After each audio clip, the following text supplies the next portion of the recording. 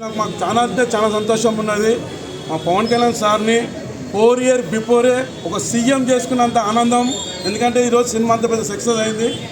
ఈసారి first time మేము మా మహేంద్రన్న రిక్వెస్ట్ చేసి అన్న సినిమా పెద్ద సక్సెస్ అయింది, మా గబ్బర్ సింగ్ ఆదర్లో మీరు రావాలని కోరుకుంటున్నాము.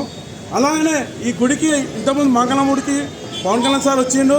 మన తెలంగాణ సెంటిమెంట్గా అమ్మవారిని కొన్ని ఆ సినిమాలో చూపెట్టిన మట్టుకైతే సనాతన ధర్మం కోసము సినిమా కోసం ఉన్నది. ఒక ధూమ్ 2 అలాంటి సినిమా కాదు, ఒక తెలంగాణ ఆంధ్ర వాళ్ళు భక్తులు ఉన్నారో ఆ భక్తుల కోసం ఈ సినిమా తీసినట్టు. దానికోసము మా మహేంద్రన్న దయచేసి చెప్తున్నానా, మాకు ఈ గుడికి మంగళమ్మ గుడి చాలా పవర్ఫుల్ టెంపుల్. మా పవన్ కళ్యాణ్ సార్ని తీసుకురావాలని మా గబ్బర్ సింగ్కి కోరుకుంటామని. రెడీ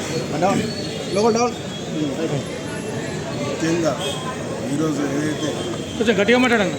ముఖ్యంగా ఈరోజు ఏదైతే హరిహర వీరమలు సినిమా అనేది సక్సెస్, అందులో భాగంగా ఏదైతే గబ్బర్ సింగ్ టీం సాయి గారి ఆధ్వర్యంలో ఇక్కడికి మమ్మల్ని ఆహ్వానించిలో జయ మహాకాళి అమ్మవారి టెంపుల్కు ఇక్కడ రావడం జరిగింది.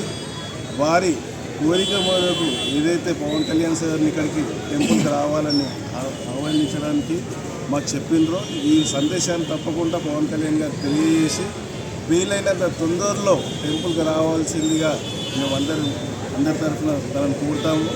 అదే మాదిరిగా మీ అందరికీ ఆల్రెడీ తెలిసి ఉంటుంది ఈ సినిమా ఎంత గొప్ప విజయం సాధించిందో. ఈ సినిమాలో సాయి గారు చెప్పినట్టు ఈ సినిమా ఏంటంటే ఒక కమర్షియల్ ఆస్పెక్ట్లో కాకుండా ఈ సినిమా ఒక తెలుగు హిందుత్వ సంబంధించి ఒక గర్వంగా ఏ విధంగా అయితే గత వందలాది సంవత్సరాల క్రితం ఏ విధంగా జరిగిందో క్లియర్గా హిందువుల గురించి హిందుత్వాన్ని గురించి చాటి చెప్పడానికి ఏ విధంగా తెలుగు వీరులు పోరాడినో క్లియర్గా స్పష్టంగా తెలియడం గురించి అనేది ఈ సినిమా ద్వారా మనకు తెలుస్తుంది.